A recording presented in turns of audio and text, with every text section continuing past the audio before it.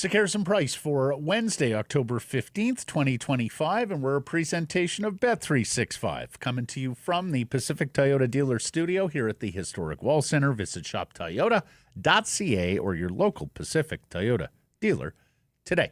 Matt Sekeres alongside Blake Price, four-time Juno Award winner Mike Rogerson, hitting switches, conducting things with interns Graziella Cruz Flores and Elijah Ford. We'll hear from Graziella on the show today. The Vancouver Canucks embarking on a 5-game road trip, first of the season, first big road trip of the season. Of course, they played away in Edmonton. It starts tomorrow in Dallas, back-to-back, first back-to-back, Friday against Chicago. And, much happening at practice and on the transaction wire yesterday, which brings us to our Redwoods Golf Course poll question. Unless you had something to add off the top. No, you see the sun is out again, which is so nice. It's another gorgeous day here. Yeah. Boy, very jealous of all of you who are out there at Redwoods right now, or will be this afternoon. Would you say the Canucks are in desperate need for a center? And for those on audio platforms, that's desperate in quotation marks. Or as my niece calls them, snail eyes. She thinks these are snail eyes. And in fact... And look, we get a lot of things wrong on this show, but he's an English lit guy. We had to look up whether that should be double quotation marks or single quotation marks. I think we could have gone with either. Yeah, I think either is the answer. Yeah. Desperate need yes for a center. Or no, you can vote at the Sekeres and Price X and YouTube channels. Blake Price, first crack. I don't know that it changes the price of bread in the world of the Vancouver Canucks. The price of, did you see what he did there? I didn't even mean that. But the answer is yes.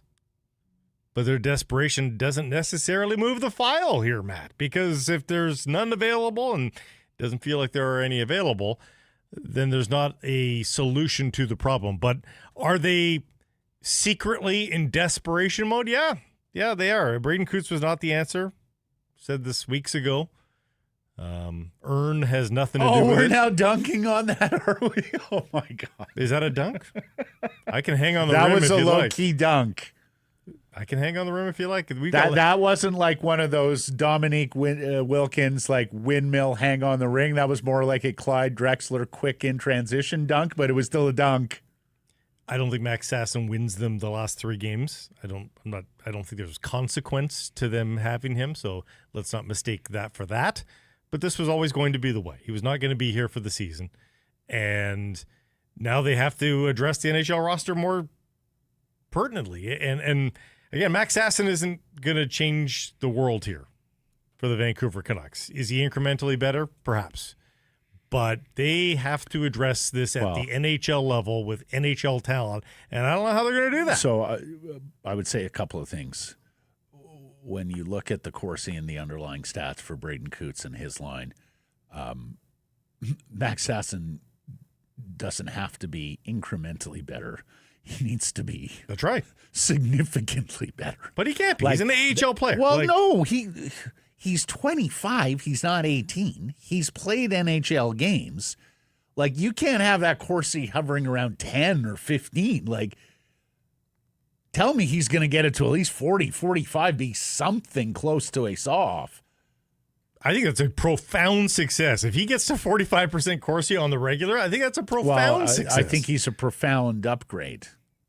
Or at least the Canucks are hoping that. If he was a profound upgrade, why wasn't he here at the outset?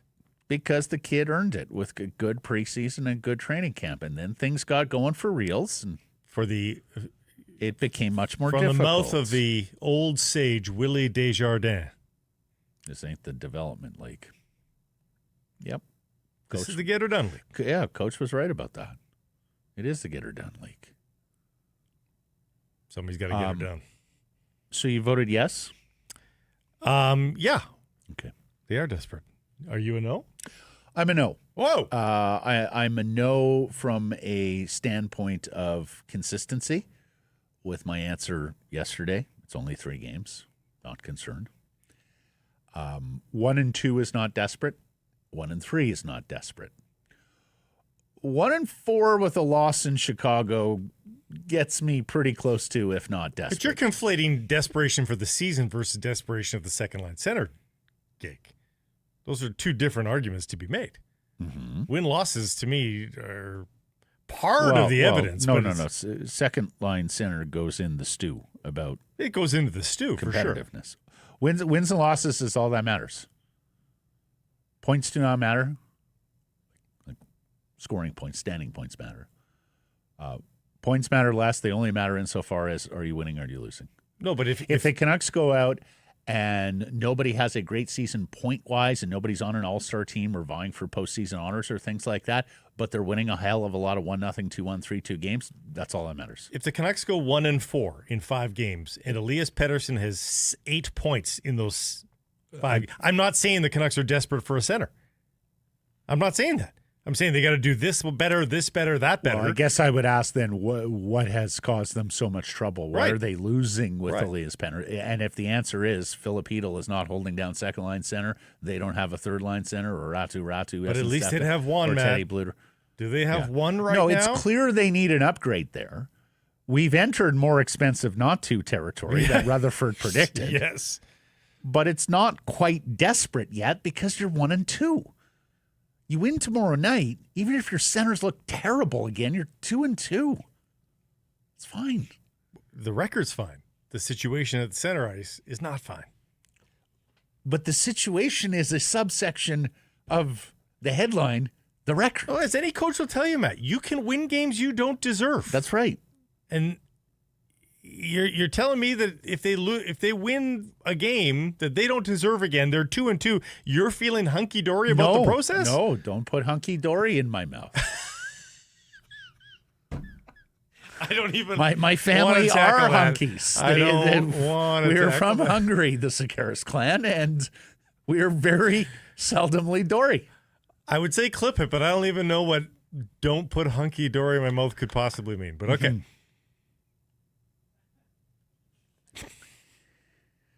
Even Mike's chortling on that one. I don't think I can clip that. No. Okay, Mike, break the tie. You're a huge Canucks fan. Are the Canucks in desperate need of a center? I'm in desperate need of them getting a center, yes, for my sanity. Okay. All right. We'll agree to disagree. I will take the 2-1 loss on this one. Let's hope it's not 2-1 Dallas tomorrow. Big of you. Our friends at the Redwood Golf Course, the Redwoods Golf Course has an incredible practice facility, a heated and covered range. They've got a practice fairway bunker on top of the chipping and putting greens. It is the place you want to go to work on your game or to introduce your child to the game of golf, a sport that they will have with them for their lifetimes. And right now, private and semi-private junior lessons available at the Redwoods. They're flexible to your schedule. We've done some work with their pro, Craig. He's absolutely fantastic. As a teacher, you will be richer. Your game will be richer for it. Winter lessons available soon. We'll be telling you about that. And they do a lot of custom corporate events out at the Redwoods. So if you're doing a team building event, a networking event, custom corporate packages that can include lessons if you're so inclined, food and beverage as well. Check it out, redwoods-golf.com. Let's get to our top story. It's brought to you by Yellow Dog Brewing, Neighborhood Brewing, Foolish Winery. Cootes down, Sasson up, new wingers for Petey. Vancouver, we have a center problem. And a predictable center problem after a summer where the Canucks struck out on adding a bona fide NHL pivot.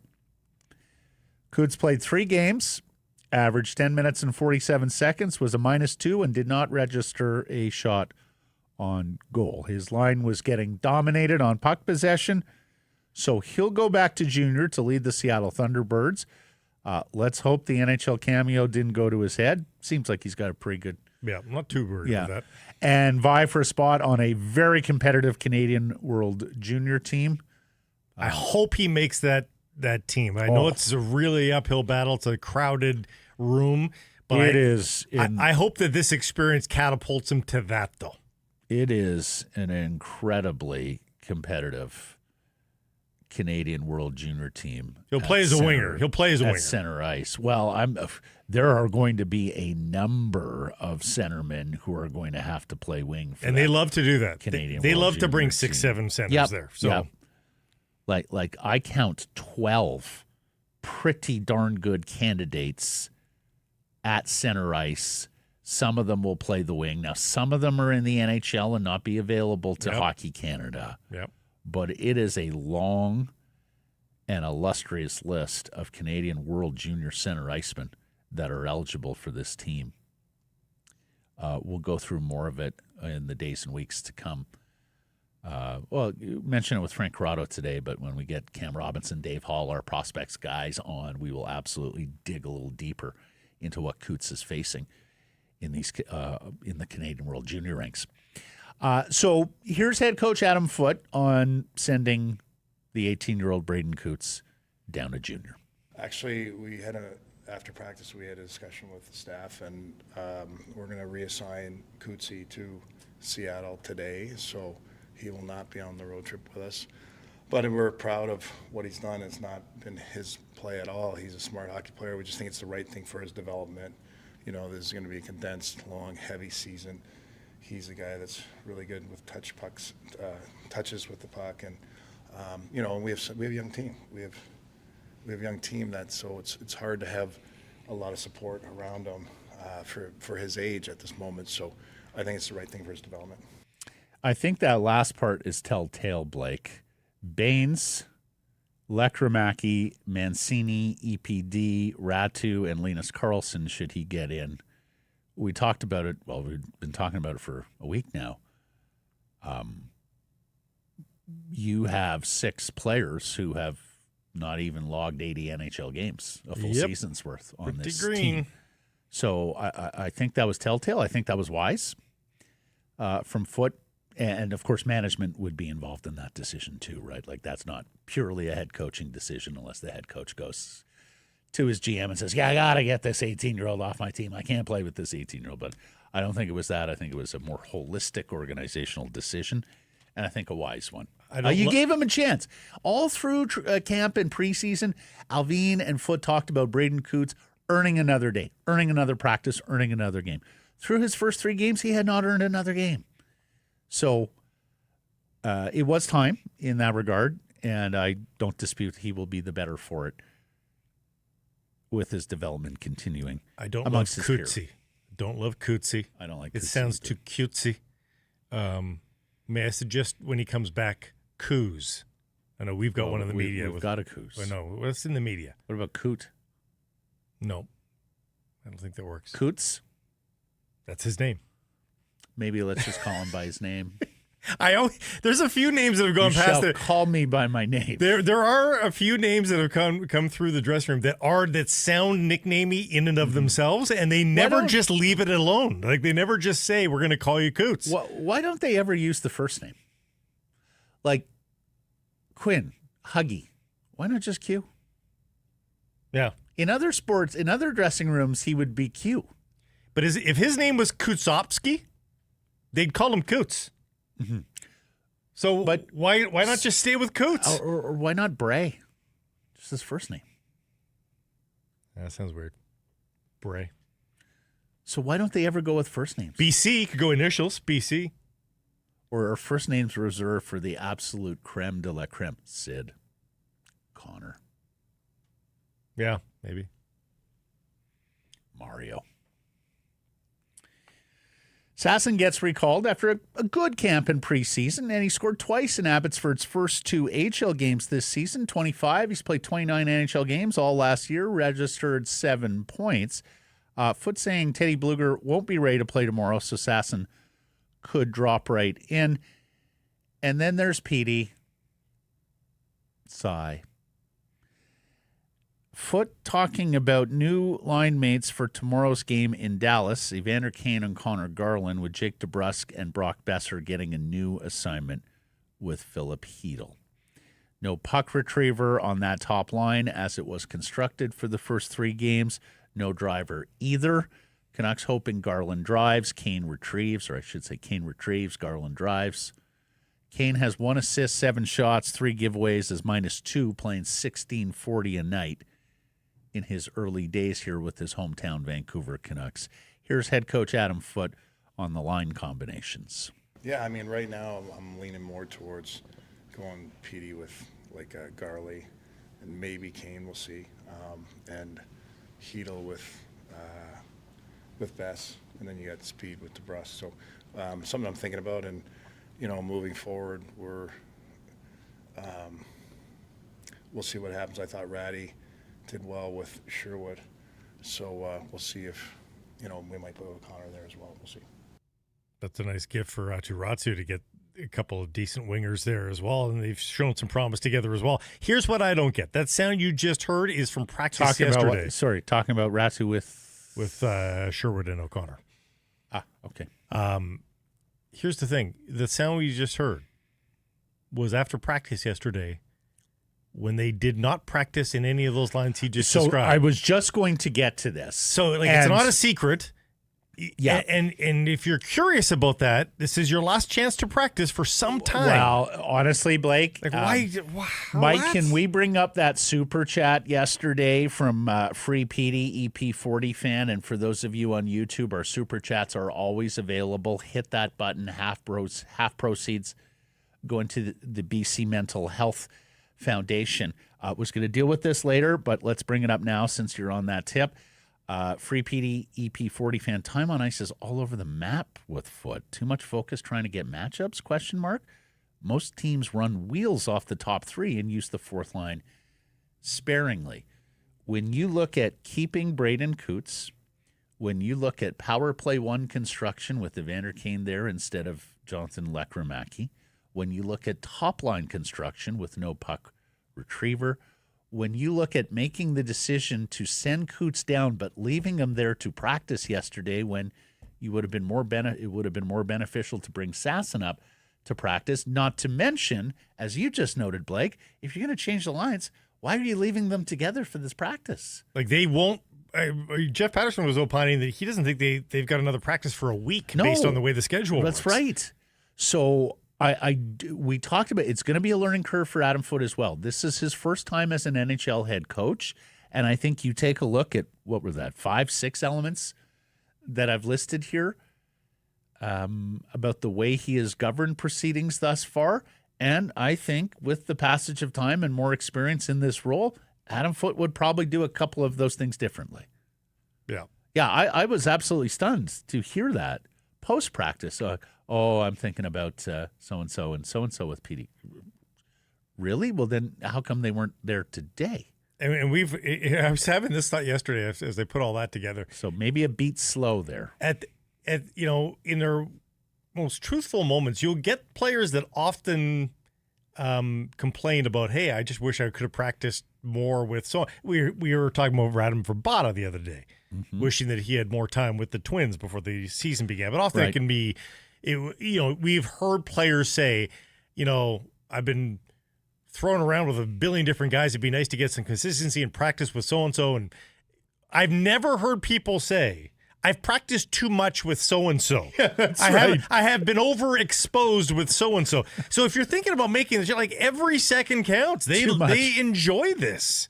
Yeah. They enjoy practicing and getting exposure to the guys that they are playing with just to learn tendencies and try to get in the brains of their line mates. Center comes off the ice at practice. I feel we've really oversaturated practice with those 2 wingers. Yeah. I've reached the end of my line. Too much. I'm tapping out. Coach needs to find me 2 different wingers to practice with. The conscious untripling. Oh.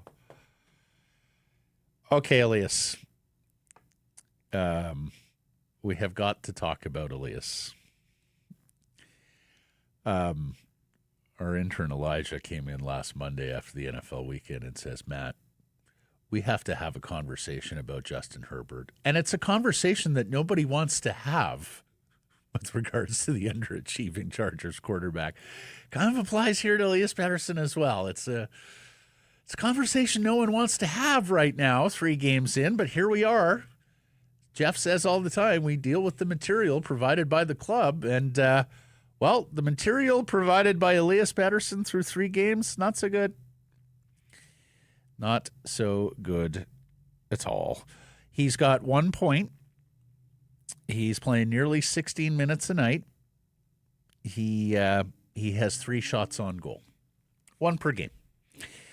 So here he is talking about shooting the puck more.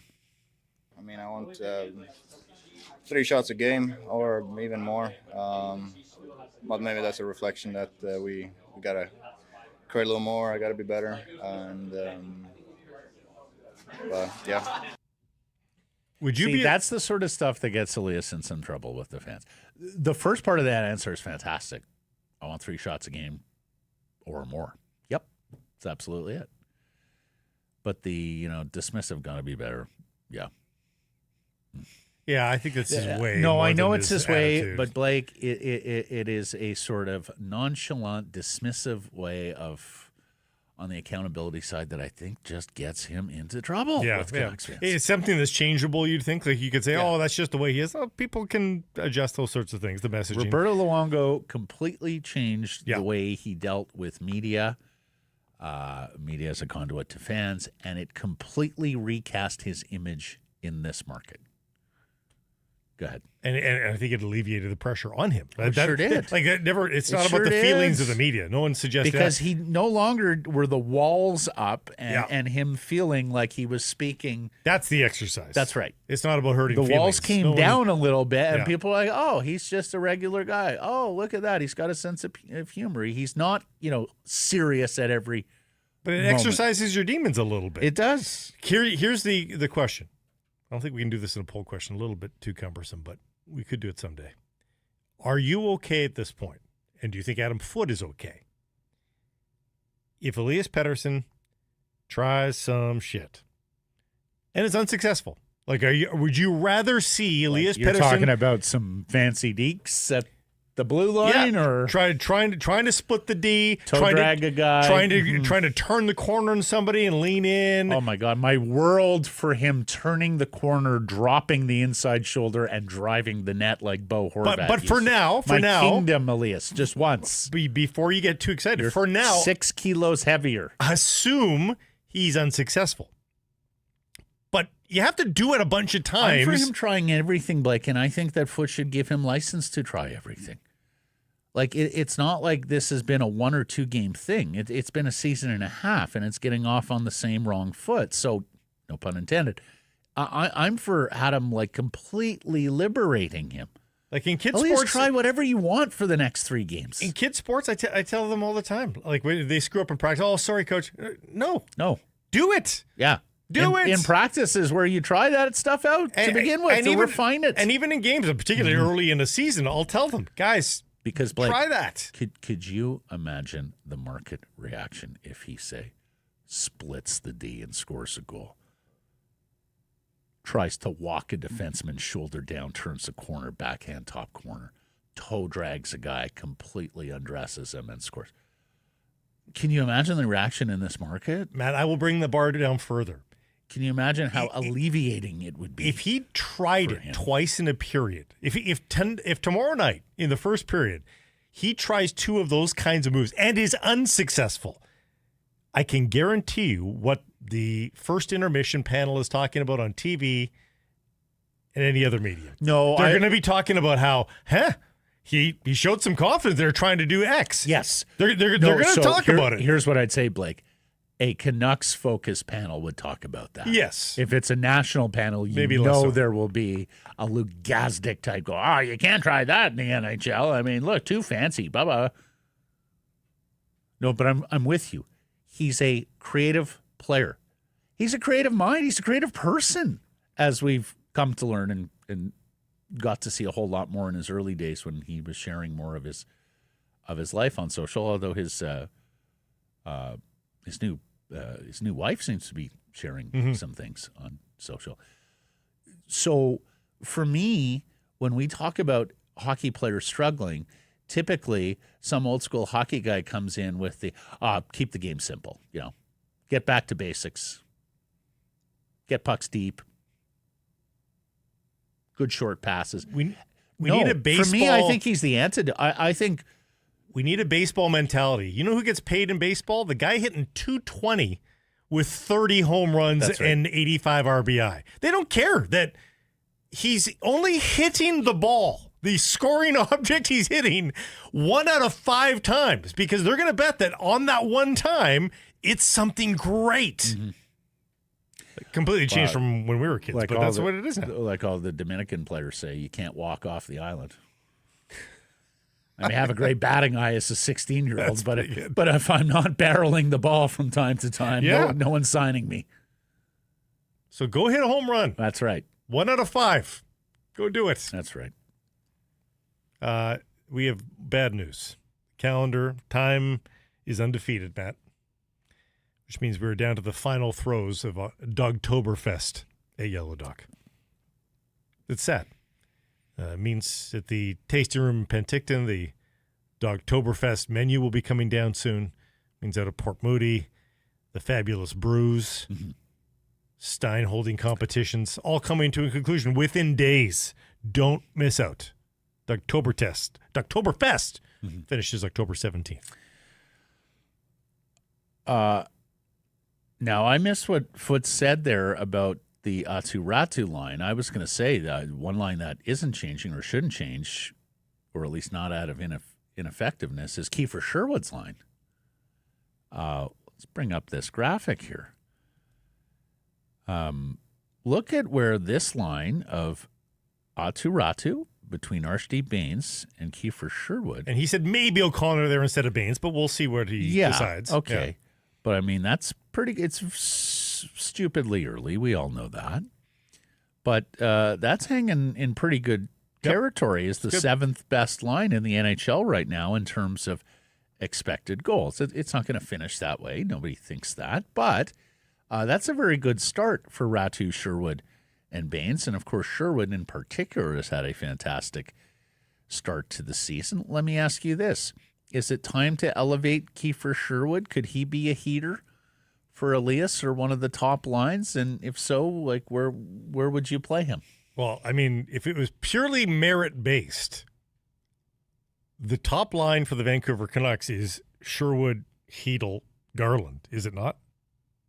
Isn't that for just over? Yeah, that's one of them flipping over to play the left wing, but they shouldn't be a problem. All for just performance-based, that's your 3 guys that are going the most. You could make a line out of that if you wanted to. Mm-hmm. Unfortunately, that leaves the second line of the 3 guys that we've seen together, which is likely Pettersson and Besser and DeBrusk. I don't know. You could still jingle. Well, and here's the other thing I'm interested to see. If it's DeBrusk and Besser with Hedl and that line struggles, maybe it's a DeBrusk-Besser thing. Maybe you got to look at that a little bit. Just throwing that out there. Canucks don't have a bunch of setup guys. Like Garland's probably the best creator. Yeah. In the top 9. No, like not your classic creator. Like not the, very unclassic. Puck on the stick playmaking creator. Not Adam Oates. No. Yeah, we're a long way from Adam Oates or Henrik Sedin. But I hear what you're saying. And look, for me, and especially if we're flipping right wingers to the left wing, I would absolutely give Sherwood a look there.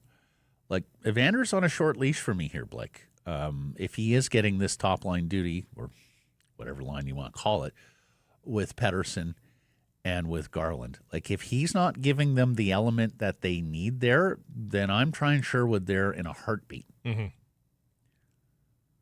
Have liked certain things about Evander's game, the physicality, to be sure, but the rest of it is still not quite there. Evander can step it up easily without doing anything fancy. Like back in the old days, he needed to be I wouldn't say an intricate goal scorer. He was not dangling guys per se, but he had to be a little bit more fine motor skilled. Back in the old days, he was an all situations winger, so he brought tons to the table on both sides. But now he can just be puck focused, dog on a bone, and use his strength. And I think people would applaud that. You know, I think you don't need much more than that from Evander Kane.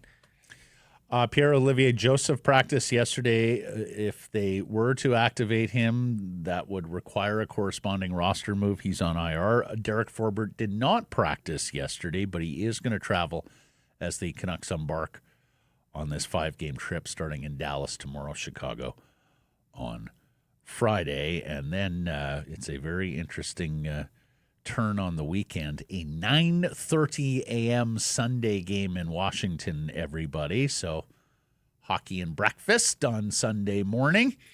And then into Pittsburgh next Tuesday, finishing up in Nashville a week from tomorrow. Time now for Crave the Stats, a presentation of Uber Eats. And today, Blake, we're talking about our old friend JT Miller and the New York Rangers. Oh, really? Why? Pray tell. Well, Blake, they have played 3 games at Madison Square Garden, their home arena so far this season. One of the great venues in all of sport, but for hockey, the setup, wonderful. Oh, it's just amazing. A cauldron for visiting teams to come into. And I oftentimes get this question. If you could go to any NHL arena in the league, where would you go? And my answers are always the Bell Center in Montreal and Madison Square Garden. Those are 2 good ones. In New York City. Yep. Now, you can go to the Bell Center on just about any night, and it's amazing. You want to be at the Garden when either the Rangers are doing very well or very poorly.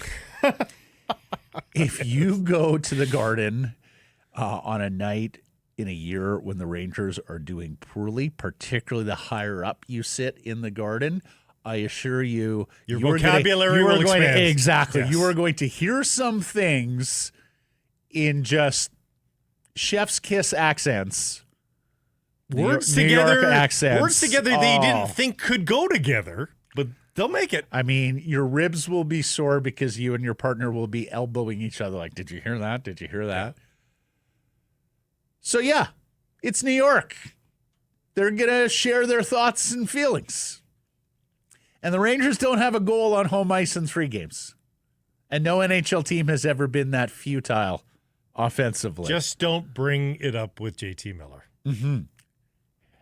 Here's our boy he's the captain now. Captain Miller. Aye, aye. Captain Miller, he's taking it on. He is going to boss this issue with the New York press corps. Take a listen. Well, first of all, let's not make this bigger than it is. It's game 5. A lot to like about our game. It's a unique situation, but let's not blow this out of proportion here. Yeah. It's unique. Like, in that it is absolutely unique. Has never happened. That is a factual facts. Dr. Actual Factual.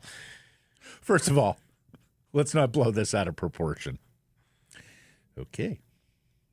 I hope they do it again. One more. And one reporter has the nuts to say, is it blowing it out of proportion to talk to you about this again? Can we blow it out of proportion now, JT? It remains unique. Because it would be a 25% increase on the futility, or actually a 33% increase, if they happen to do it again.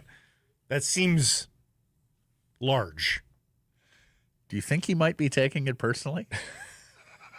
You know what? He's just come, and I think everybody is connecting the dots here. He's just come out of a season in which there's been an awful lot of tough stuff to talk about every time the media comes into the room. And he does not want that to happen. Because he loves talking to the media. That's the thing. Yeah. Is he's got a little bit of the Kessler thing where he pretends like he's so off put by it, but really he loves the attention. Guys. Yes. I'm available. Yeah. Oh, it's just so beautiful. We used to, when I was covering the Leafs, there would always be one wise ass when the room would open that would sort of mutter to the whole, do you think Ty Domi's available today? Oh, look at that. He's sitting there in his stall. Yeah, Ty Domi's available today. Uber Eats is something the New York Rangers do not do. They deliver. From game day eats to paper plates and napkins, if you're hosting. You won't be shut out. All the ingredients you need to make a fabulous game day get together. No shout-outs, no L's with Uber Eats. Uber Eats is assisting every fan's hockey experience and dreams all season long. Make sure you check out the app to find fabulous exclusive game day deals. Yeah. Very well done, Price. Shout out to our Super Chat folks in the audience. Thank you to Eagle Bay. Sent along a Super Chat the other day just thanking us for working the Holiday Monday. Hey, you know what we call Holiday Mondays in sports media? Mondays. I was explaining to Graziella and Elijah here, our interns, that if you want to work in this field, understand there will be a lot of nights, weekends, holidays. It's kind of the gig. That's the And downside. Coming off the first Canucks weekend, That's the thing. you know, we said to ourselves, oh man, like there's a game that day coming off the Edmonton game, you know, with everything else happening in the world of sports. Obviously, Caps had a huge game. Not to mention the baseball. We said we have to do a show on the holiday. We've taken the odd summer holiday off just because of the. No, we take some stats off it, like if it fits. This is the downside of the NHL sliding its calendar back. And Matt, if they do what actually we've asked them to do, which is to start in late September, they're going to take away Truth and Rec and Thanksgiving from us. Yeah, We might be obliged to do both. yeah, We'll see. Cross the bridge when you get to it. yeah. We'll see about Remembrance Day. That's the next one up. Canucks are home to Winnipeg that night. Second super chat we all already went over there with the free PD fan. Let me ask you, like, do you think Adam Foote is showing some cracks in the armor here? Does he look like a head coach who is finding his way and may have made a couple of tactical errors beyond just what we talked about here with Hey, if not practicing how he intends to play tomorrow? if this is his learning of the ropes and he's got one win in 3 games, I mean that's pretty benign. That's you can live with that. Hopefully he So not time to panic or On- be on that concerned. front, Oh, no. okay. On that narrow one. Okay. Well, there's a bunch of fronts where I'm not concerned. That one, I need more evidence And of more, issues. okay. What have I told you sample, about all bigger the ones sample. that I am concerned about? It's not 3 games for those. Those concerns are not 3 games old. This one is Adam Foote. Okay. Where are we going here? Oh, it's menu time Yes. with Greta, where we had a heck of a party on Saturday. Thank you to Dalton and the whole staff there at Greta for being so fantastic as hosts. We will let you know when the next Canucks Army viewing party is at Greta, but should tell you can pregame or postgame there. It is steps from the arena and the stadium. And if you're planning a big event, it's a fantastic spot. Street food menu, very unpretentious, huge portions, absolutely delicious. Everybody loved the smash burger. And the arcade, so much fun, so many options. They even have a photo booth. Old style photo booth. I did not think the photo booth would have the lasting legacy that it does, particularly since we're like, 10, 15, 20 years into everybody having a camera on their phone. Polaroids are back. It's mind-blowing to me. I see, like, at every whistle, there's a group of friends that are moving into the photo booth to, make funny faces. And I'm sitting there going, like, that's something from my youth.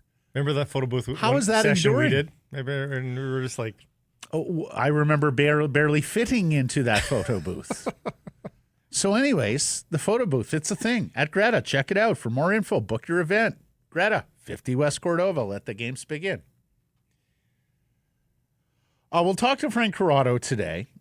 Frank is pretty good on the X's and O's, so we got him to break down a few things there. But on top line composition, on the Cootes element, and more on the Vancouver Canucks with Frank. And then Rob Williams, who says through 3 games he looks, meaning Elias, exactly like he did for much of last year and the previous half season before that. It is Rob Williams used the word optimistic 1 week ago. 6-7 sleeps later, and you'll hear the tone on Rob about Elias and the Canucks. Later in the program, we'll talked baseball with both LCSs now at 2-0, with both home teams holding that 2-0 lead. Not to mention talk some Canadian men's national team, soccer. They were on the pitch yesterday. Graziella's going to join us for that. Some Whitecaps as they point forward to Decision Day on Saturday against FC Dallas at BC Place. And, of course, your British Columbia Lions, who are home Friday versus the Edmonton Elks in the thick of the CFL West playoff hunt. In fact, in control of their own destiny. So all of that is coming up on the show. Time now for our Bet365 bets of the day. Blake, I lost yesterday because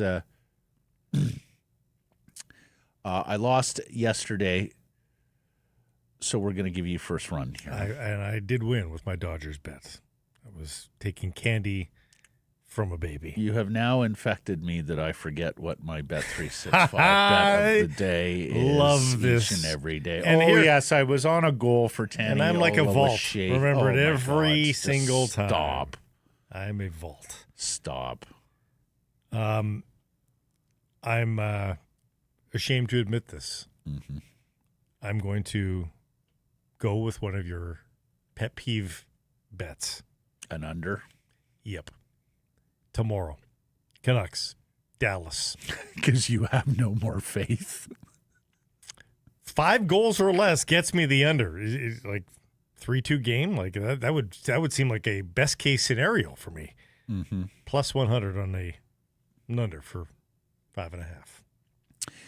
Okay, so the series ALCS is heading back to T-Mobile here in Seattle today, which is a tougher hitting environment. In fact, it's one of the tougher hitting environments in all of Major League Baseball.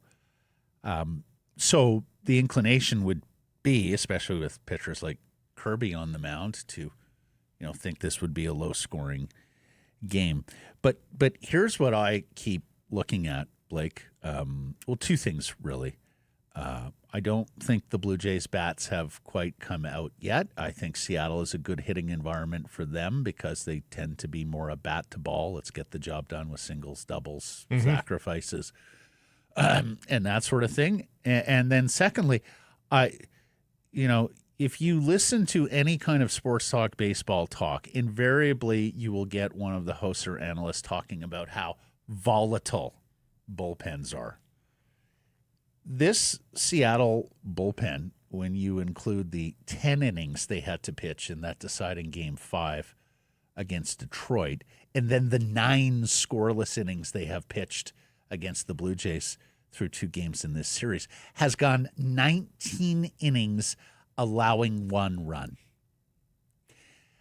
I am going to bank on some volatility in the bullpen stepping up at this stage of the proceedings. I think Kirby is outstanding. I think the Jays will do well to get to him his first 2 times through the lineup, but he is proven a lot more hittable his 3rd time through, and I just think at some point you're going to get over on this M's bullpen. Don't get me wrong, Munoz is fantastic. Bizardo's pretty darn good too. Love the Canadian Matt Brash, but this isn't Hanky Ward out there. So give me the over 7 runs on today's game plan, paying at plus 100. This segment, a presentation of Bet365. Whatever your bet, it's never ordinary at Bet365. Download the app, get in on the game. Use code NATION when doing so. Must be 19 or older. Please play responsibly. Frank Corrado, next.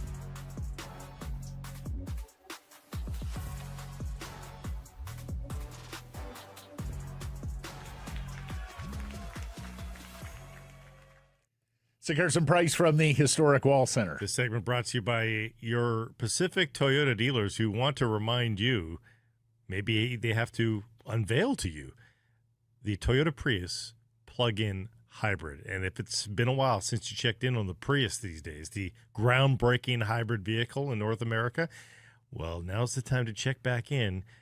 The lines on these new Prius, it has to be seen to believe. It has to be driven to be believed. Head to your Pacific Toyota dealers. Take one for a test drive today. Notice the comfortable cockpit, the intuitive, clean dash, all the features just so easy to understand. Won't take you 3 months to figure out how to do everything inside this car. And, of course, providing you all the fuel efficiency and convenience of an EV/hybrid as well. You can lease one from $99 weekly at 3.49% for 64 months with $3,600 down. That includes a $3,000 discount. So shop Toyota.ca or your local Pacific Toyota dealer today. We're joined now by Frank Corrado, former Vancouver Canuck and TSN hockey analyst. And, we have to talk about center iceman, Frank. How are you? Yes, we do. Yeah, I'm good, boys. What's going on? What's happening out there? What's not going on is Braeden Cootes anymore. As an 18-year-old Vancouver Canucks sent back down to the Seattle Thunderbirds for junior hockey after 3 games where there's no bottom line. He plays 10 minutes, 47 seconds a night and is a -2. Had to happen? It had to happen because he didn't have the puck. His line didn't have the puck. Like they were losing their possession numbers in a big way. They're getting outscored. Like there's nothing wrong with an 18-year-old playing in the NHL, even for a short period of time. But what determines how long that period of time is going to be is, are you getting caved in or are you on the right side of the ledger? And listen, what a great camp. What a great preseason. The fact that he's already been able to play NHL games, the future is very bright for this young kid. And whatever was happening with the line he was playing on should not just fall on one player. The best thing for him to do is go back to Seattle, play a ton, try and push to be on this World Junior team.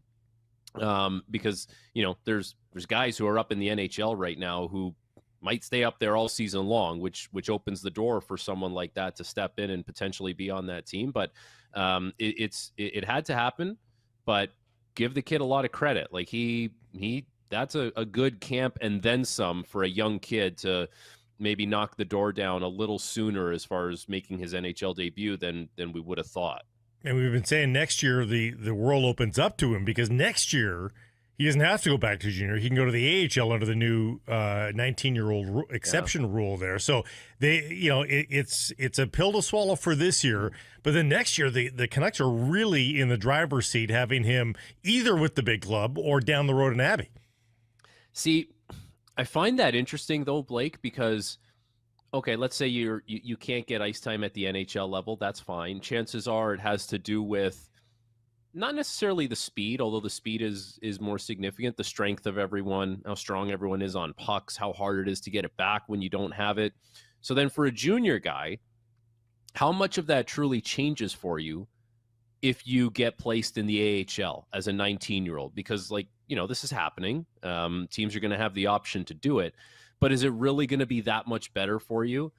Are the same hurdles that you faced in the NHL the same hurdles now you're going to face in the AHL, where you're going up against a 30-year-old who's going to take your lunch money instead of, kind of just having a dominant season against guys that are your age and a little bit younger and building the confidence that you need to kind of look back upon your career and say, I remember what my game looked like when I dominated and I crushed the opposition. Next year, is he truly going to be able to say that playing a year in the AHL? That's where I think this rule, I think teams are going to have to, it's a little bit of trial and error here with this. And I don't know if you want to do trial and error stuff with these young prospects who you need to, the development path can be delicate sometimes. If you still want that curve to be going up, you're right. Send them back down. But if you are pretty sure, if he has a way better than a point per game season with Seattle, I don't know how many games he's going to end up playing. If he plays in the World Juniors, it'll be a lower amount. But if he's way above a point per game, No, I think he's graduated. I think he has reached his ceiling in the WHL. Time to move on. And you're right. There's still going to be new challenges in the AHL because of the strength and the savvy of some of the players down there. But that's okay. If you're the NHL team, that's of lesser consequence than him sewering the NHL team by his play. And at the end of the day, like it does open up options for you. Like you don't have to go down that road just because you started. So if you want to do you can do a 3-tiered thing for the kid, right? If he has a good camp again, want to start him in the NHL, it's your prerogative. You feel like it doesn't go well, go see what it's like in the AHL. But you got to see that play out a little bit. And at some point, if you deem that it's not the right thing for him because we have players that are closer to playing or bigger, whatever the case is, like every organization is different, then you can 3-tier it and say you're going to finish the year in junior. And like no young player is going to be worsened by a little extra seasoning. Like it's just not the case. We did the Memorial Cup and I got to talk to Easton Cowan, a number of times throughout the course of that thing. And he said there were people that would have said going back to junior for Easton Cowan last year was a waste of time. He's like, not the case. Like I worked on all the details that I needed to in an environment where I know I can succeed in order to make sure that my game translates from junior to the NHL. So, right, at least you have options and you're 100% right about that. And you can evaluate when the time comes, but they'll have to make that call now that it's on the table. And when you talk about the World Junior team for this year, McQueen, Catton, Misa, Desnoyers, Hage, Martin, O'Reilly, Baudouin, Luchenko, Reshny, Lindstrom, Boisvert. It is really deep at center ice. Yeah. Some of those guys are in the NHL. Some of them are probably going to play the wing for the Canadian World Junior team. So Cootes is by no means a lock, despite this National Hockey League cameo of making that club. Okay, Frank, we have to talk about Elias Pettersson now. See, we soft pedaled you with the Cootes stuff. Blake is teaching me about the parenting sandwich, positive, negative, finish with a positive. So it's a little nice. Sheltered. Yeah. That's good. I like that. Yeah, you'll use it with the girls at some point when they're old enough. So Foote is talking about changing up his line mates, and I want your 2 cents because you're a best X's and O's guy. Does a Pettersson, DeBrusk, Besser line just lack a puck retriever, a digger, somebody who's going to go and get the puck for Elias and or Brock? Based on what I have seen from Elias Pettersson this season, you know who his 2 line mates should be? Evander Kane and Connor Garland. Like that's who he should be playing with. For you're right. I would say on a really skilled line, if you could have it your way, everyone can retrieve the puck and you can have 3 skilled players playing together. And then the next step down from that is let's get a guy who's a hound to go and get it for the guys that are skilled and can make plays. And if I look at the Pettersson line with Besser and DeBrusk, who is that? Like in a pinch, we've seen Besser maybe try and do some things with his feet that, last year there's some moments where you're like, okay, he's trying to do a little more with his feet than maybe he had done in the past, and that's fine, but not something that's necessarily natural to him. And honestly, like with Pettersson or Besser and DeBrusk, those are guys that need to be the punchline. Like they need to be shooting the puck. So someone needs to go get it. But Pettersson's almost at the point right now where forget about having one guy who can hound it. He needs 2 guys that can go hound pucks for him. Like he needs, and if you were to put him with Garland and Kane, you got guys that can make plays with him. Like they're not lacking in the skill department. They're going to do a lot of the grunt work that he needs. I don't know. Like you're at the point with Pettersson where the contract is what it is. You're tied to it. And it sounds crazy to say that you need to help a guy who makes $11.6 million this much, but that's where we're at. You got to help him as much as you possibly can. And I think those 2 guys give him the most possible help that you could have on a line at this point. Well, I'm not sure if you were aware or not, but Foote was talking about Garland and Kane as Pettersson line mates after practice yesterday. Said he's probably going to go that way tomorrow night in Dallas.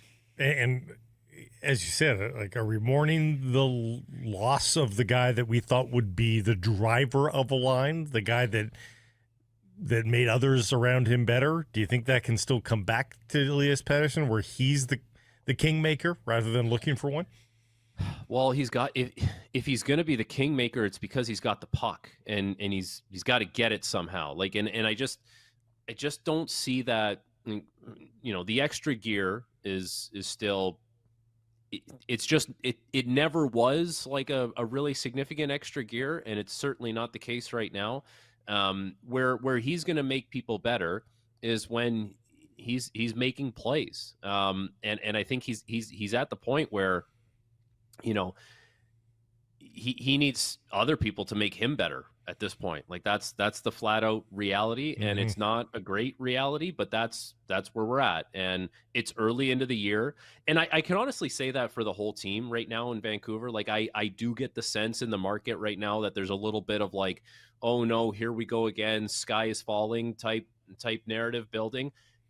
It's a new coach. There's some new players on the team, like every team. Like you do need some time to get things worked out, but not that much time, because by the time you get into November, if you're in a deficit and you're not in a playoff spot, it's hard to make that stuff up. Okay, so is it November, Frank? Because Quinn Hughes gave a very solemn press conference after the loss to St. Louis on Monday. Blake and I had a good debate about it yesterday. Like 1 and 2. Or are you concerned yet, or is it just it's 3 games? You've been in rooms. Like at what point does urgent situation critical set in off the start of a season? Man, after a loss in, you know, most teams, like if there's expectations around that team, it's like a morgue around the dressing room. Like guys are pissed off. And if you start doing that 3 out of 4, 7 out of 10, whatever, like that's all you know. And that's when it's like, it starts to weigh on everyone. Like one loss is a fairly significant crappy feeling, you know, around the NHL. So, you know, once you start to get into November, I think it's hard to get out of a funk, and you're going to have to, like, if you're, you know, what is it? Mid-November, like we always talk about American Thanksgiving. Sure. That seems to be like a good barometer where you kind of, your standings indicate what you are as a team. Could honestly be even sooner though, because it's hard to put together magical runs for, you know, down the stretch. And another thing with this year, with the Olympic break, you know, being there in February, if you're hot going into the break, it doesn't guarantee that you're going to be hot coming out of the break. And I guess vice versa, right? Like if you're playing bad going in, you could come out of it hopefully playing better. I don't know what would change other than just everyone getting a break. Your roster's still going to be pretty much the same, but you know, I think after 10 games, even with a new coach, even with new players, you should have a pretty good idea of what your team is. I think 10 games should give you a good indication. What do you make of Kiefer Sherwood this season? Coming off a 19-goal year, which obliterates his career high of 10 the previous year. He's got 3 already. He's been the best Canuck forward, maybe him and Garland for different reasons. I mean, he's a free agent making $1.5 million. Like, I don't know that we've seen a career arc for a guy quite like this who's blossoming at 30. I don't remember this happening recently. Alex Burrow? No, he's a gamer. Yeah, no, you're right, Matt. Like he's just a gamer. And the thing I like about Sherwood is he's not waiting for anyone to go do it. He's not like, yeah, I'm gonna follow so and so because he's our leader. Like this is a guy that you talk about like depth, yes, but like also leadership on the ice, like doing it by example. That's what he does. Like good temperature for the game, understanding that like if he throws a hit, if he does something to create some kind of energy in the game, like there should be people that follow that. The part that, you know, you would like to see though is when Kiefer Sherwood is putting together a nice performance like he did against St. Louis, you want to see other guys get dragged into that fight, and like 'cause he's going to be in there, but that never really followed, in that game particularly. But like I think what he does is he's such a self-starter, and he tries to drag people in, and that's the challenge now for this team. Like he's going to be going. He's got the Energizer Bunny type mentality. He's hitting. Found some offensive touch. It's all there for him. But you like how consistently like he brings it night to night basis. If things don't go Canucks way, that's a heck of a trade chip at the deadline. Like, who doesn't want Kiefer Sherwood on their playoff team, right? And he was outstanding for what? Nashville in the playoff series against the Canucks 2 years ago. Yeah. Okay, you know what, though? Like, okay, so I called the Habs versus Seattle last night, and I was kind of thinking, like, watching Seattle, they look a lot better than they did last year. I thought last year they were really unorganized. They were just kind of out there playing, which they can't do. Like, they just don't have the superstar power to play that way. But then I'm like, okay, a little better defensively. Goalies played excellent for the last couple seasons, Joey Decord. Like, there's no guarantee Vancouver, like, there's no guarantee that Vancouver is not, I don't want to say not good, but like a 94, 95 point team. No, there's no guarantee that LA, like Matt, you brought it up last week, I think. There's no guarantee LA is a team that like has to be top 3 in the division. And then all of a sudden I'm watching Seattle and I'm going, pretty nice blue line. Like Brandon Montour had 18 goals last year. Vince Dunn's a hell of a player. Adam Larson, pretty good shutdown guy. All-world goalie. Jared McCann's healthy. That's a 40-goal scorer. Like Tolvanen's a good goal scorer. Beniers looks more powerful than ever. And I'm like, I wonder if there's a little bit of like a closing of the gap if Vancouver and LA come down and Seattle figures it out. Like that would be a little bit of a concern if I'm the Canucks right now. Yeah, they don't have star power, but especially if some of those young players pop this year, Seattle has depth, and could play like they did in their second season when they got to the second round of the Stanley Cup playoffs. And incidentally, since he did that game last night, what a tribute to Ken Dryden! Wow, just perfect touches from the Montreal Canadiens with his mask on the goal and the spotlight on the goal and his retired number. And, of course, the ovation that he got. Okay, look, if we're talking about the bottom falling out of the Canucks, like major long-term injury to a star player, that's one way. But, of course, every team has that to a degree. Another way would be Adam Foote and his staff are just so overmatched, and you have another season where there's dysfunction within the team. The other way is that they're just so bad at center, Frank, that they can't keep up on a night-to-night basis and bleed too many points that way, which brings me to our Redwoods Golf Course poll question. Would you say they're desperate for a center as things stand right now? Yeah, they're desperate for a center, but what are you going to do about it? I mean, you tried the kid, and to not his fault, but it wasn't going to work. So he's going back to junior. And now you're looking at a situation where you need more from Pettersson. Like Filipino's been fine. He's got 2 goals. Like, I don't know. Like he had the one pizza the other night. Didn't like that. But he's a 3A/2B, if you want to call it that. But then, it does drop off, like not having Teddy Blueger. That hurts you. So yeah, they're probably more desperate than some other teams that would need a second line center or a center of any kind for that matter. Like who were a couple of the teams this summer that we're talking about? Was it Montreal? Sure. Yeah. They're playing pretty well. They're winning. Winnipeg Jets. They don't have Lowry. Like they're still playing well, like looking for a second line center. They brought in Jonathan Taves. I mean, Vancouver is the team that we had the center conversation, and now they're off to a little bit of an inconsistent start, if you want to call it that. So, yeah, I would say it's getting closer to desperate time for a center iceman there. Yep, it's looking that way. Frank, thanks for your time. Appreciate this. Until next week. Okay, boys. Have a good one. Sir Carson Price from the Historic Wall Center, we welcome to the program. the national sports editor of the Daily Hive and its Offside Sports vertical. Rob, the hockey guy on X. Rob Williams joins us here on Sekeres and Price. How are you? Doing great, guys. Not feeling quite as optimistic as I was 1 week ago, but yeah, you even used the word optimistic, Rob. Are we talking baseball or hockey, by the way? You're going to have to drill down. Nice white panel Blue Jays hat, Rob. Nice to see you come over to the light side of the force.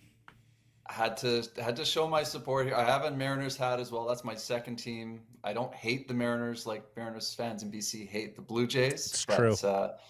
But the Jays are my team for It's Hamilton. true. Mariners fans in BC are effectively Pat Verbeek, angry balls of hate. I don't know a single Jays fan who hates the Mariners, We're better but people. I know many. Well, it's because we're fuller Canadians. Your words, not mine. Yeah. I always say like especially online, like there are more Blue Jays fans in BC and in Vancouver, but the Mariners fans here are louder and angrier. Like they are ready. Like they are ready to be. So much whining too. I'm like, we don't get the games. Okay, so go buy extra innings. If you're that big a fan, go buy the package. Let's face it, guys. Mariners fans are Canucks fans. It's the same neuroses. Well, except for the Canucks have been to 3 Stanley Cups. The Mariners have. You don't get trophies. You don't get trophies for that. You do actually. You get the Clarence S. Campbell Bowl. Yes, I guess you do. We'll put you on ice and guys, I'm feeling nervous about the chirping down 2-0 though here. That is very fair, Rob. That's a my. 24 hours from now, we could be a really sad lot if we're not already. Anyways, we'll see. We'll see how many Jays fans are in that stadium tonight. How close is your finger to the Canucks panic button? Look, I know it's 3 games. It's only 3 games, but kind of close, right? Like when we're thinking about all the things that could go right, all the vibes, all that sort of stuff. Thatcher Demko looks like Vezina caliber Thatcher Demko. So, okay, great. But the second one that we were really monitoring was Petey bouncing back. I believed that he would. I still believe that he will, but I'm not nearly as confident as I was a week ago because through 3 games, he looks exactly like the player we saw last season. Like no change. And I don't think this is something that he doesn't care. He doesn't want to do better. You look at like hits, he's throwing the body around. He leads all Canucks forwards and blocks shots. Like he cares, but he has looked anything like a star, never mind a superstar forward. Like he's playing like a third line center. Like he's deferring all the time, making the safe play. He hasn't done anything close to what Kiefer Sherwood has done, like skill wise. Never mind, like you know what I mean. Like never mind the body checks.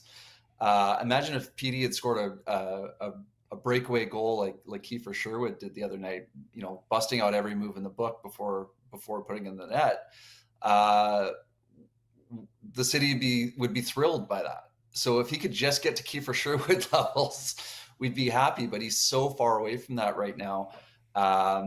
I don't know what it is. They've got to find. They've got to shake up the lineup. Like that first line has not worked. They've got to find some combination that gets PD going. Because if he's not going, they're not going anywhere.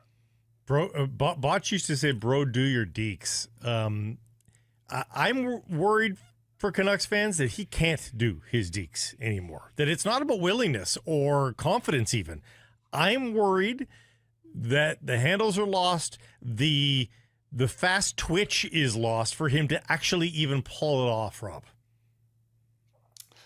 I don't believe that. I don't think he can lose that just like that. It doesn't make sense. I'll grant you that. It doesn't make any sense, but that's my word. it's maddening, right? Because I just, it makes no sense. I don't understand how you could lose it just like that. I don't think he has. I think it's still there. I think it's a matter of him unlocking it, but it's been a year and a half now. So, you know, you'll excuse Canucks fans if the patience then after just 3 games, because it's more than just 3 games, right? This is the continuation, and there's no more excuses now, right? Miller's gone, Tocchet's gone. You've got a head coach that you seem to get along well with. You're healthy. You've had a good summer, got put on the 6 kilos, and all the rest. So where is it? And we're gonna need to see it soon, right? Like there needs to be some urgency here. I don't think this is a matter of like, hey, obviously the players can't be thinking like panic already, but there does need to be urgency here. Like with Pettersson in particular, like he needs to be their number 1 center, because especially with the paper thin depth they have at center. Like the pressure is on Pettersson, so it should be. He's our highest paid player. He's coming off a terrible season. He needs to bring it, and let's see it. And it sounds like he's getting new line mates for tomorrow. How does Pettersson between Kane and Garland strike you?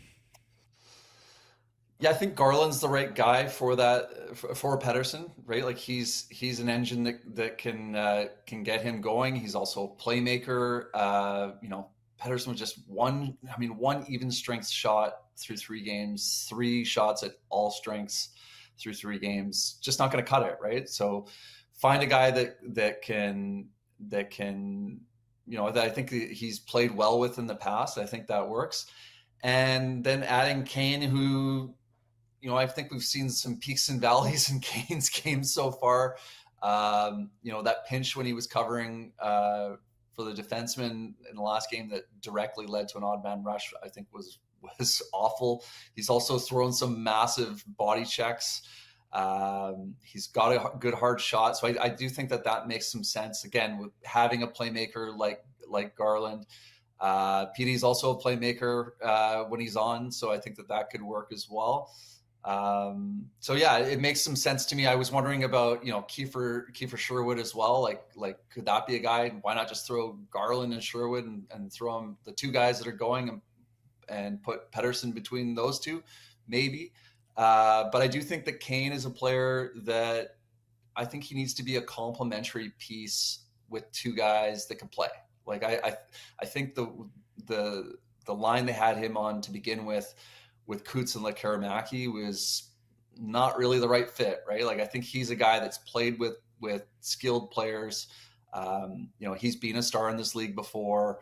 I think he'll know how to read off of those kinds of players and bring a bit of an X factor to a line like that.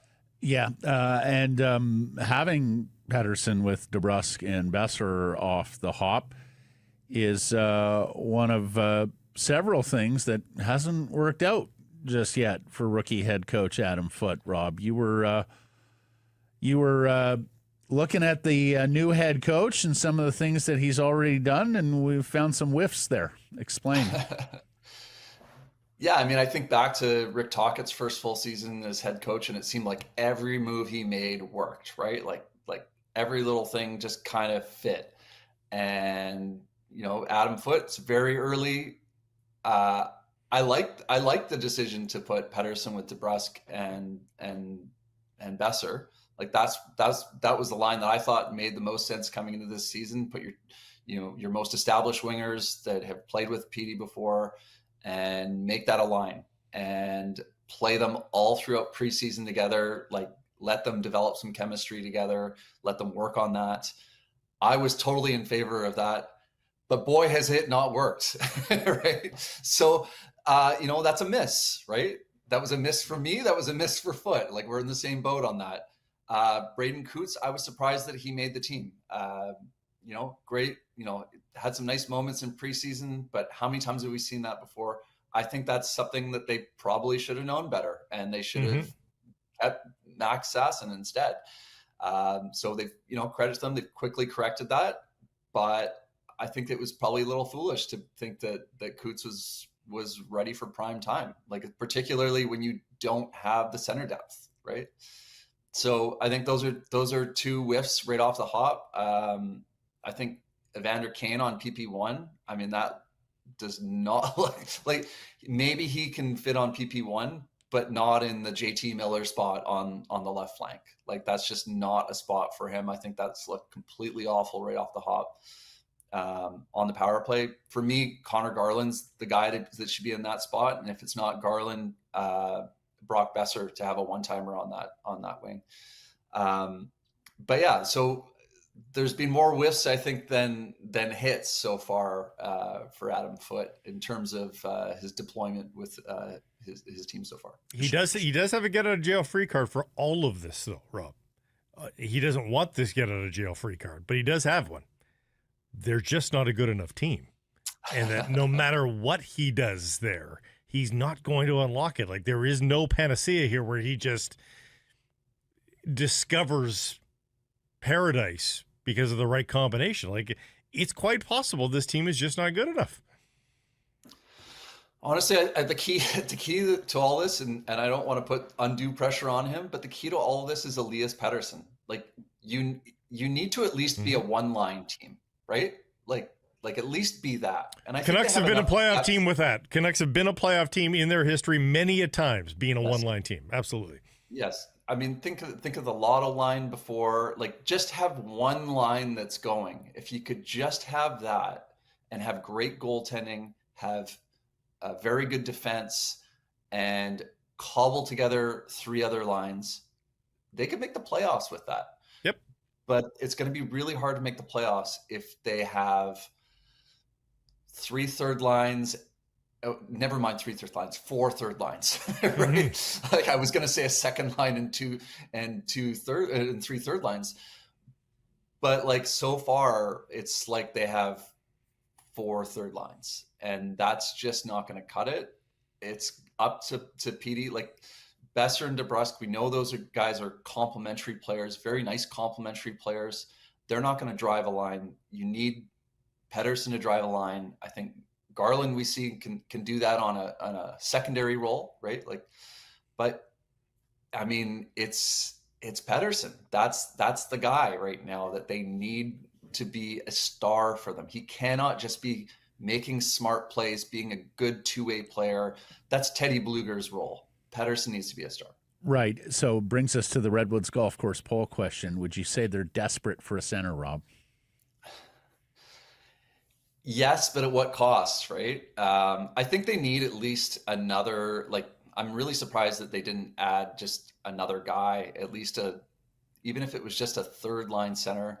I mean, with the Blues in town, that really shines a light on what a foolish decision it was to not bring back Pius Suter. I mean, he's a second or third line center on this team, exactly the type of guy they need. Yeah, I mean, like when they let him go, I think everyone thought, well, geez, they've got a bigger move is coming, right? They're not satisfied with Pius Suter for that money. They're going to spend their money on someone better than Pius Suter, even if it requires giving up picks or prospects. Just sign Pius Suter. I know it would have been bringing back the band a little bit, but you could have not traded for Kane and brought back Suter. And like, where's the bigger need on this team, right? It's at center, and I think that is a puzzling move. That unless they pull a rabbit out of a hat now and find another center that's really going to be the answer. Yeah, like just bring back Suter. That was the move. I think that was the move a lot of people were saying at the time, and I think that's as a few months have gone past, I think it looks all the more glaring that they missed Pius Suter in the middle. Rob, before you go, you were a little bit critical of Adam Foote there earlier. Are you worried that he will take you aside and have a word with you about your criticism and tell you how you've gone astray? Because apparently the last guy had to do that a couple of times. Rick Tocchet never pulled me aside, but I would be nervous if he was upset. I will admit to that. If I made Rick Tocchet steaming mad, I think I would be a little bit nervous. He's on the sheet today too, by the way. He's on the sheet with Jeff Merrick today too, so you can go check that out. This is from Spitting Chicklets earlier in the week when he talked about the Vancouver media, how big and bad it was. You know how he can handle everything after the Vancouver media. He said he was very upset about one situation where he had to pull people aside, and one of them got very nervous. I have a feeling it was when people noticed that Brock Besser wasn't wearing an A anymore and started talking about that, and because he got very upset about that. Really? That's where my mind went as well. Yeah. I thought to that immediately, the way he phrased it. Yeah. You know, like, here's the thing is Rick Tocchet and the Vancouver Canucks had agency where all they had to say was, oh, we're rotating A's. You're going to see some different guys wearing A's. And it's a total non-story. It's a non-story. Instead, they failed to do that. People go, oh, look at that. Brock Besser isn't wearing an A. And, of course, the question, did he get stripped of his A? What happened there? And he took great umbrage with And that. as one Twitter commenter said, yeah, you handled the Vancouver media so well, you fled after a couple of years. That's how well you handled it. The funny thing was, Rick Tocchet was a media darling, right? Like, fans online criticized the media for not laying into Tocchet more, right? Like, I think people were on side with I think a lot of the media was on side with moves that Rick Tocchet made. This is not a case of, this is not like a Willie Desjardins where we were picking apart every single move he made. Like, I think a lot of people, I think he got a lot of rope given, you know, the 23-24 season where every move he made, you know, turned to gold effectively. And even last year, there's a lot of caveats and asterisks that led you to where they finished, which was still a decent finish at 90 points. Yeah. No, I mean, look, the Canucks were a tire fire off the ice on the ice too, but like off the ice, you know, with the drama that became very public. And the team, the coaches, the players, they have to wear that. I mean, that was not this was not like a media creation, the JT Miller, Elias Pettersson thing. Like, there was no noise coming from the media about a rift in the locker room until JT Miller took a leave. And it became quite apparent after that there was a rift in the room. And this was a team that was supposed to be a definite playoff team, and let's see how far they can go. And they ended up missing the playoffs and just being completely dysfunctional all season long. So yeah, there's noise when that happens. There's noise on Canucks Twitter. There's noise in the Vancouver media, as there should. This is a big hockey market. And I think that I'm a media guy saying don't blame the media and don't complain about the media. So like, I get it. So you can make up your own minds about it. But I don't know. Did the New York Yankees bitch and complain about the media coverage that they get in New York? Did the Dallas Cowboys bitch and complain about the coverage they get in Dallas? I mean, if you want to be a big market team, if you want to be in the spotlight, I think you should not complain about, about a passionate fan base and a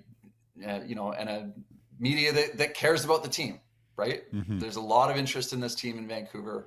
So I don't think you should complain. And Tocchet himself did say, like we shouldn't complain about it, but, kind of complain. Lions should not concern themselves with the bleatings of sheep, Rick. But the other thing I thought was interesting that he said there was they started talking about like, if you could win in Vancouver like that, I think he said it would be a top 5 place to win. Like if you could be a champion in Vancouver. What we've always said. Yeah. And I think that's the thing that teams like the Canucks should remind players and everyone. Hell yeah. Like, if you can win here, like that's going to be bigger than winning like Matthew Tkachuk in 20 years walks around South Florida and nobody knows who he is.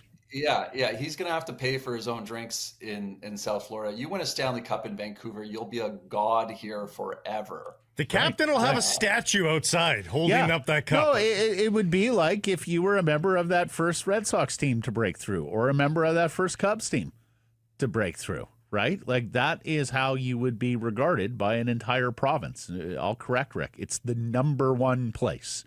If you were to deliver a Stanley Cup to the city of Vancouver and the province of British Columbia, that is the number one thirstiest place for a hockey championship, and you will be celebrated until your last day on this earth, at least here.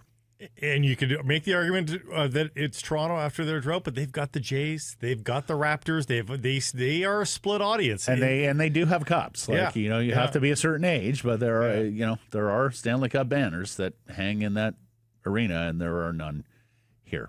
Great stuff, Rob. Thanks for this. Catch up next week. Thank you. Sickers and Price from the historic Wall Center, built by Arbor Leach. You're louder when you're rested. Book your staycation here at the Wall, just minutes from the arena and stadium, and unlock the Sickers and Price rate. Call 604-331-1000. Some blackout dates supply based on availability. Game 3 of the ALCS today, and let me correct myself from earlier in the week. Early E&O here. George Kirby, not Luis Castillo, to start in this one. Castillo lined up to start Game 4 tomorrow. In 4 postseason appearances in his career, Kirby owns a 150 ERA. That's just 3 earned runs over 18 innings. 20 strikeouts, 2 walks. It's a very good 10-1. Good ratio. Yep. He made his playoff debut, actually, against the Jays a few years ago in that wildcard series, and he registered a save, his only career relief appearance. So a good one going for the M's, looking to take a 3-0 stranglehold lead on this series before the adoring home crowd. The Mariners have never won 3 games in an ALCS. They twice won 2. 95 against Cleveland, 2000 against the Yankees. Jays counter with Shane Bieber today. Announced Max Scherzer is your Game 4 starter, Blake. Yep. I like it. 41-year-old was left off the ALDS roster, but will pitch in the postseason for the first time since a couple years back with Texas, and it might be an elimination game. He'll be fully healthy. Bieber's got motivation. This is where he got injured, and sat out all that time. He's going to want to overcome those demons. You can bet there'll be some adrenaline. Mm-hmm. It's going to be interesting. It's going to be very interesting. All I know, if Seattle gets this one, then Scherzer should pitch Thursday with a bloody red sock. A Kurt Schilling redux. When your back's up against the That was wall. at 3-1, though, wasn't it? I believe it was, Save the bloody sock for the next game in case they need it. Dodgers right-hander Yamamoto throws the first complete game in the postseason in 8 years. The last one was Justin Verlander in 2017, Game 2 of the ALCS. He gave up a leadoff home run and then was nearly perfect. I mean, almost like the Mariners the other night. It's good. It's good for the Dodgers to get that performance because I've been worried about them. The Dodgers have used 2 relievers for 1 inning through 2 games of the NLCS. Oh, my God. I mean, every other team has used 2 relievers within an inning at some point. Tyler Glasnow, his turn tomorrow, Game 3 at Dodgers The Stadium. Dodgers are the Panthers of last season. Like, they know what they need to do. They were just waiting around for the playoffs. Going for that repeat title. Yeah, flick the switch. Here we go. Mm-hmm. That's what they're doing. Moving on, Canada draws Colombia 0-0 in New Jersey last night, international soccer friendly. Jonathan David has a goal called back on the offside, and Canada survives a worrisome final 10 minutes. Yeah. Lots of late threats by the Colombians. Keeper Dane St. Clair and left back Richie Larea have to save the day.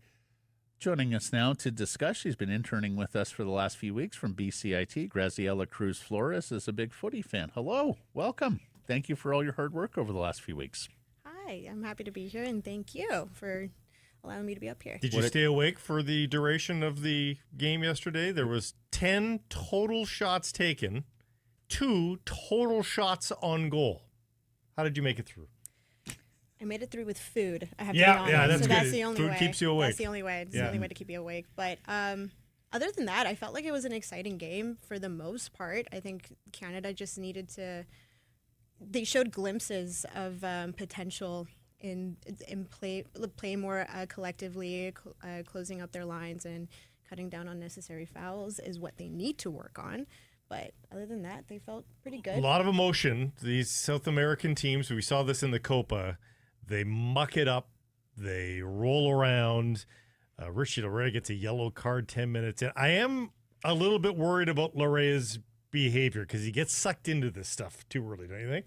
It's hard not to get sucked into that passion, though, because like with a lot of these CONCACAF teams, that's what they bring into the pitch is a lot of passion, and they'll get you into your head that way. Mm-hmm. So I feel like, yeah, that's one thing that I think Larea or in Canada in general really just need to step back from is just making sure that they don't get in their head. Thinking about Schaffelberg, that inopportune yellow in the World Cup. Inopportune offside. Yeah, well, yeah, it was his heel on the offside for Jonathan David. So do you take something out of it, though? Because think about it this way, guys. If this is the World Cup and Colombia is drawn into Canada's group, let's say that's the one chief foe they had, and they have that performance in the World Cup, are you disappointed in that result? I don't think I am. I'm definitely not. I think they were better defensively this game than they were against Australia. Yeah, there was not much there. They just need to improve again in creativity and taking chances when they come. So tell me, what's your excitement level then for Canada at the World Cup? Still a long ways to go, but this is the best team that we've ever had. Where are you in terms of excitement, and what do you think would be a good result for them? I'm excited, more nervous than anything, Yeah, as a ditto. Canadian myself. But I'm super excited about this team. I think we're showing a lot of potential. We have a lot of guys up in Europe that are playing up against a lot of European teams, so they're collecting a lot of plays through there. So I think they're getting better that way. Do I see us going far? No.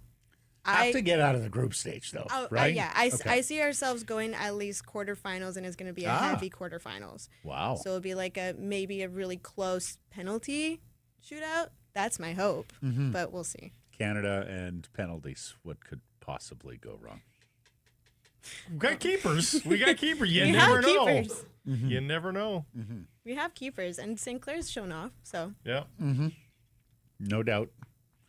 Just thinking of the Copa last year, also thinking, of course, of all the shootout hockey losses over the years. That's too. That's We're true. not the best specialists. Put Gretzky in. Yeah, exactly. Are you kidding me? wrong sport. Ray Bork, he's the defenseman. Thank you for this, Graziella. I appreciate the worries. last few weeks as well. Thank you. Thank you. Appreciate it. Graziella Cruz Flores has been with us from BCIT. Thomas Muller was given a maintenance day at Whitecaps training. Perhaps he was tuckered from all that hockey on Thanksgiving. Did you see that? Yeah. Caps visited the Canucks, where Muller and Ryan Gauld took to the ice. Blake Price's heart was in his throat watching those two on ice, thinking of all the things that could go wrong. They thankfully did, and I'm sure it was Ryan's behest. If you look closely at that video again on social, he's wearing spikes. They gave Tate Johnson, they had two pairs, or only those two guys wanted them. Tate Johnson and Ryan Gauld were wearing spikes. The other two were not. But yes, I think he's put on a lot of miles. He put on a lot of minutes since he came over, and there's just no need to overtrain Thomas Muller right now. I think he's in great shape, and he'll be there when he needs to be. And they do have training days available. It's a home match, so there's no travel days needed. They can have full training both today, tomorrow, the next day. Not flapped at all by the fact that Muller took an extra day there. Yeah. Gauld reports that hobble Saturday in Orlando that had you and Paul Dolan so concerned. Yeah. He said that was not his troublesome knee suffering a setback. He just got up awkwardly after hitting the ground. He told Harjo Hall of the Daily Hive, quote, "My knee's fine. It's just one of those ones. I've hobbled in a lot of games. It's just the way the ball came back to me a bit of an awkward position. No, the knee is fine." He trained fully yesterday. Yeah, that's great. So did center back Jodrik. Tristan Blackman did some solo light work, ran laps while Brian White was in the gym. So it sounds like no Blackman or White for decision day Saturday at BC Place versus FC Dallas. If the Caps win or draw and lock up first in the West, they face the winner of the 8-9 play-in match that goes 1 week from today, which means they likely wouldn't be asked to play until next Saturday at the earliest. Of course, last year, the Caps won that Wednesday play-in game down in Portland, blew the doors off the Timbers, and then began the second round on the Sunday. So I think that's probably reasonable, Blake, that the Whitecaps will start a week from Sunday at BC Place in the MLS playoffs. The Lions are on the road next weekend, so there's no conflict there. In fact, the BC Place calendar appears clear until November 15th, the Supercross event. Of course, the Lions could still host a playoff game as well. It could also mean a return matchup with Dallas. So Dallas is the opposition here this weekend. Dallas is 8th right now, depending on what happens on decision day. It could be right back. And didn't this happen? Didn't the Whitecaps, wouldn't they face LAFC in the last match of the season and then face them in the best of 3 2 years ago or 3 years ago? This seems like a familiar circumstance with the Whitecaps on the other end of it. Since MLS went to this playoff format, it's only 2023, so there's only 2 years of data, but the home team in that best of 3 first round has won 70% of the series. Yeah. And Thursday is decision day for Vancouver Rise FC. The Rise face Calgary at McMahon Stadium, where a win or a draw gets them into second place in the Northern Super League. They're unbeaten in 3, and they have jumped Ottawa and Montreal in the standings, looking to host a semifinal there. Speaking of the Lions, looking good to get tackles back on both sides of the ball. Vancouverite Christian Covington, fellow defensive tackle Marcus Moore have been full go at practice this week.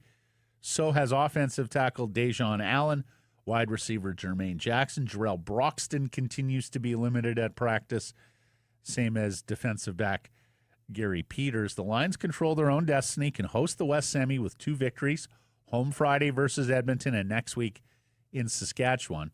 Nathan Rourke is 5-0 in his career versus the Elks.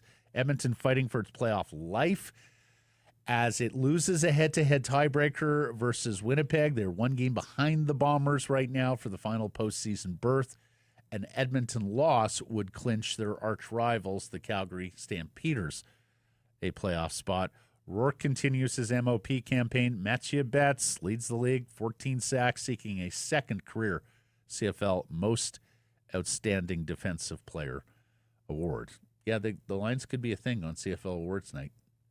And yeah, who would have thought? I mean, when you're going to look back on it, if you look from what is it, week 7, we'd have to go back and see the exact week where the penny dropped. But for the final 12, 13 weeks of the season and into the playoffs, maybe the best team in the league. Like, are they not playing as the best team in the league right now? Well, I mean, Saskatchewan had a step back. Yeah. Hamilton's had a significant step back here.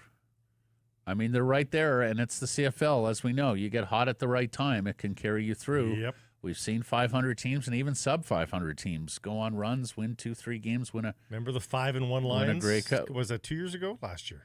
2 years ago. Well, I remember the 2011 0-5, 1-6 Lions that won a Grey Cup. No, but it was last year when Rourke came back to the fold. That was just last year, wasn't it? Yeah. Weren't they 5-1 under Vernon Adams? Pretty sure they were. Was it? Okay. Yeah.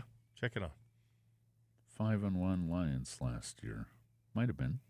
And then that one on all for I'll nothing. double check. And a sad note from the Lions Den as former player and coach Dave Easley passes away at age 78. He's a Vancouver guy. He played junior football with the Vancouver Junior Blue Bombers program and then suited up for 64 games with the Lions, won CFL West Division Rookie of the Year. He's most known for his coaching career, and that began with the Vancouver Trojans of junior football. He won the Canadian Bowl in 1982. We used to call it the Little Grey Cup as well, the national championship for junior football.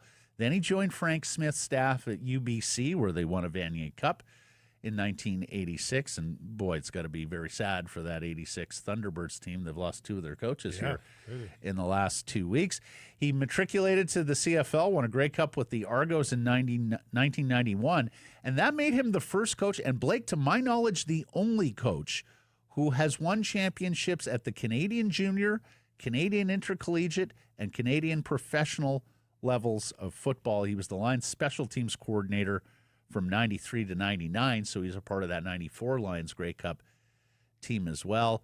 I got to know Dave when he was coaching in Ottawa. He was like one of these mad scientist special teams guys who was always in the film room designing trick plays and looking for that slightest of edge that he might pick up. He had a very gentle manner off the field. A little bit of the absent-minded professor thing going on, Blake. I'll tell a story.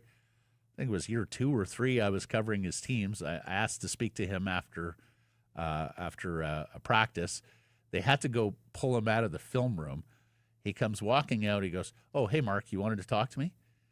And before I could correct him, he put his hand on my shoulder. He goes, "I'm sorry, Matt. I was just in there, and Mark so-and-so really needs to crack back on that." He goes, "That's where my headspace was at." And so from time to time over the next year, a couple of years, he'd bypass me and go, "Hey, Mark, how you doing?" So we had a great personal bond. Very sad to hear that news about Dave Easley. Results of the Redwoods Golf Course poll question from yesterday. Which better describes you? I'm concerned, or it's only 3 games. Blake, what did the people say? People said they're concerned. Correct. Percentage? 67.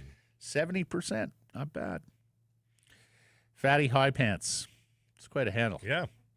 There are other handles available, I think. I don't think you have to settle for Fatty High Pants, but go ahead. But, I mean, speaking from some experience, if you're fatty, normally aren't the pants low? Well, because the gut's pushing them down. Well, that's it. There's a lot of gravity it's fighting against there. Any long-term Canucks fan knows what this team is. We're not concerned or surprised. I believe that should be Nor. Canucks girl, it's only 3 games, new coach, new system, chill. Can get behind that. And another interesting handle here, Torts Murphy Bed.